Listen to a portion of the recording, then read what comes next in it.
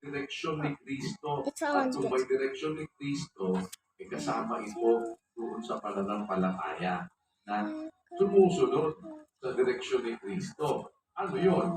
Mayroong kagalingan, mayroong kaalaman, mayroong pagpipigil, mayroong pagtitiis, may kabanalan, may mabuting kalooban sa kapatid, at may pag-ibig. Yan, o.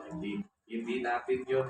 Alam niyo po mga kapatid, salamat naman sa Diyos. Alam mo kapatid na Rodel, yan ay kabisado ng ating mga kapatid. Ano?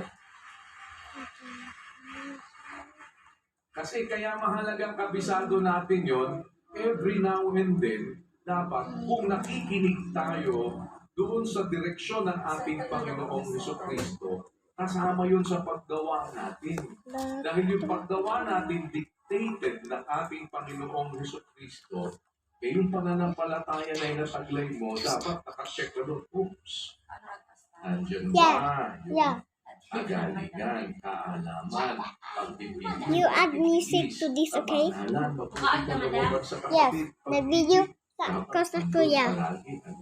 You tell me to Ang stop. sabi, kapatid na Rodel, kung nasa inyo ang mga bagay na ito at sumasagana, o kapatid na Rodel, hindi kayo pababayaang maging makatamad o mga walang bunga sa pagkakilala sa ating Panginoon Jesucristo. O di kung hindi tamad, gagawa. Stop working. Hindi kayo pababayaang walang bunga. Hindi may bunga, kapatid na Rodel. Bakit? Eh nakikinig sa ating Panginoong Jesucristo. Wait, you be Nakikinig AFK. doon sa kanyang